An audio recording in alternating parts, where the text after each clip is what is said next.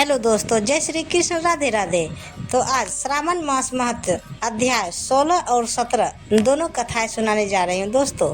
तो ये कथा दोनों अंत तक सुने। 16वां अध्याय श्रावण महत्व। शिव जी ने कहा, हे सनत कुमार, अब शीतला सप्तमी व्रत कहूँगा। श्रावण महीने की शुक्ल पक्ष की सप्तमी रोज व्रत करें। पहले दीवार में बावली लिखकर उसमें अशरीरी संज्ञक दिव्य स्वरूपधारी गिनती के 7 जल देवता लिखें। 2 लड़कों के सहित पुरुष त्रय संगीत नारी, एक घोड़ा बैल नरवाहन सहित पालकी लें। 16 उपचार द्वारा जल देवों की अर्चना कर ककड़ी दही और भात का नैवेद्य समर्पण करें। नैवेद्य पदार्थों का वायन ब्राह्मण को दें। इस तरह 7 साल तक व्रत कर प्रति 7 सौभाग्यवती को भोजन कराकर उद्यापन करें। एक सोने के पात्र में 7 जल देवों की प्रतिमा रखकर लड़के की सहित उन प्रतिमा में पहले रोज शाम को भक्ति द्वारा अर्चन करें। दूसरे रोज सुबह गृही होम सहित चरु होम करें। जिन्होंने पूर्व इसको किया है, क्या था उन्हें जो फल मिला उसे आप सुने। सौराष्ट्र देश में शोभन नाम वाला नगर था। उसमें एक धनी सब धर्म को मानने वाला निवास करता था। उसने निर्जल तथा विजन वन में वापी खुदवाई।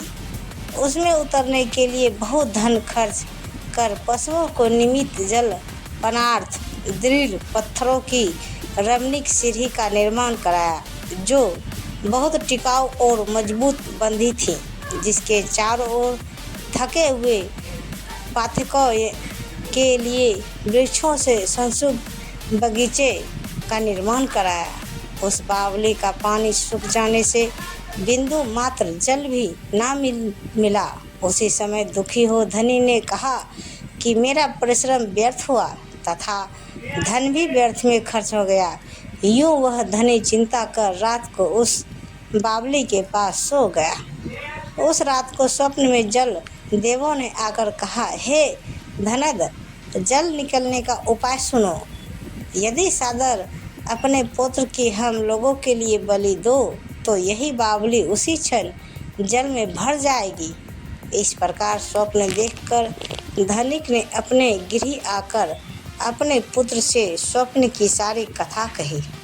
दरवीन नाम वाला जो धनद का पुत्र था, वह भी धर्म तत्पर था। उसने पिता से कहा, पिताजी, मेरे तथा मेरे पुत्र के भी आप जन्मदाता हैं।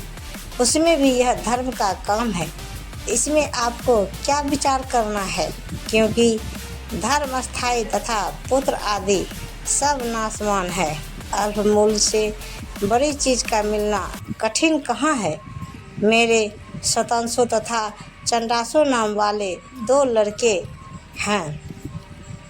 उसमें बिना विचारे बड़े शतांशु नाम वाले लड़के की बलि दे दे। पर हे पिताजी, यह बात स्त्रियों से गुप्त रखें।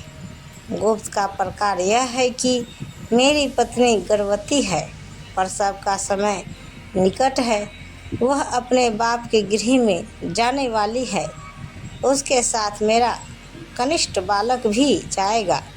उसी समय हे तात, हे देव, यह काम निवृत्त होगा।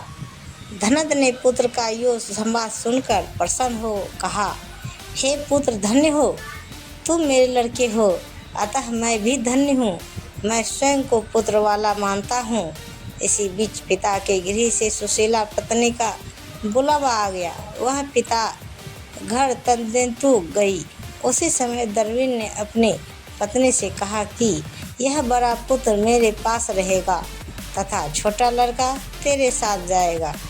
सुशीला ने अपने ससुर से कहने मात्र से वैसा तुरंत ही किया। उसके जाने के बाद और पुत्र दोनों ने उस शतांशु लड़के की देह में तेल लगाकर नहलाया तथा सुंदर कपड़े और भूषणों से उसे भूषित किया। वरुण नक्षत्र पूर्वाषाढ़ा के आ जाने पर प्रसन्नता से उस बावली के किनारे पर उस लड़के को खड़ा कर दोनों ने कहा, इस लड़के की बलि से जल देवता प्रसन्न हो तो हम खुश हैं। उसी क्षण उस पुत्र की बलि से सुधा तुल्य जल से बावली पूर्ण हो गई। दोनों बावली को जल से भरी देखकर प्रसन्न और पुत्र के नाश से दुखित हो अपने घर लौट आए। अपने पिता के घर सुशीला तीसरा लड़का पैदा कर 3 मास बीत जाने पर अपने ससुराल चली गई। उसी बावली के पास आई तो उसे जल से परिपूर्ण देखकर विस्मय को प्राप्त होकर उसमें स्नान करके बोली कि हे मेरे ससुर का उद्योग तथा धन्य का खर्च यथोचित हुआ है। उस रोज श्रावण महीने शुक्ल पक्ष की 7वीं तिथि थी। सुशीला ने शीतला का शुभ व्रत कर वहीं पर दही तथा चावल मंगवाकर स्वादिष्ट भोजन बनाया। जल देवता का अर्चन कर दही चावल और ककड़ी का नैवेद्य देकर वायन ब्राह्मण को दे दिया। अपने बालक सहित उसने भी उसी दही चावल और ककड़ी का भोजन किया। वहाँ से सुशीला का गांव 4 कोस पर था। जब वहाँ से रमणीय पालकी पर सुशीला सवार होकर घर की ओर दोनों लड़कों के सहित चली तो वापस में वे जलदेव कहने लगे कि इसका लड़का दे देना चाहिए, क्योंकि बड़ी सुबुद्धि से इसने हम लोगों का व्रत किया। इसके व्रत के प्रभाव से नवीन पुत्र दे दे। यदि पूर्व का उत्तम लड़का नहीं दिया तो हमें प्रसन्नता का क्या फल होगा। इसी प्रकार दयावान जलदेवों ने वापस में बातचीत कर उसे जल के बाहर निकालकर विदा कर दिया।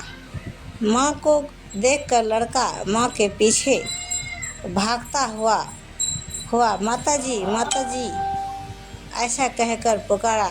तब लड़के की ऐसी वाणी सुनकर माँ ने मुड़कर देखा। सुशीला अपने लड़के को देखकर बहुत अत्यंत चकित हो गया। उसे खुशी से झूम उठे, उसको गोद में बैठाकर सूंघने लगी, पर उससे कुछ नहीं पूछा।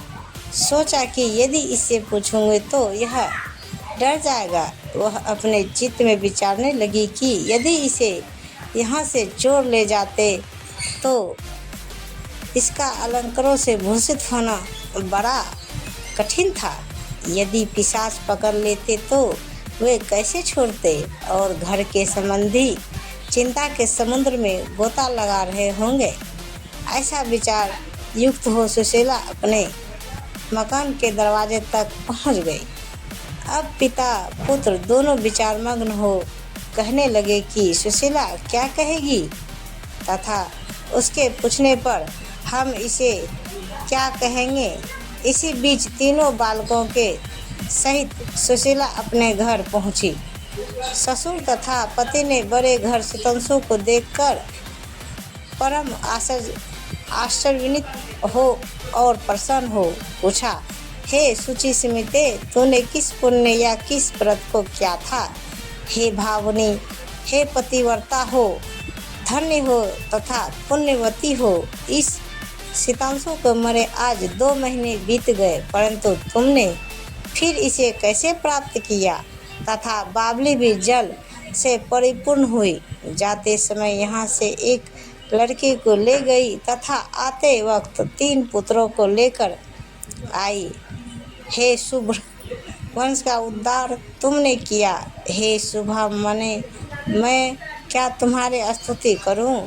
यो ससुर ने प्रशंसा की और पतिदेव ने प्रेम से देखा।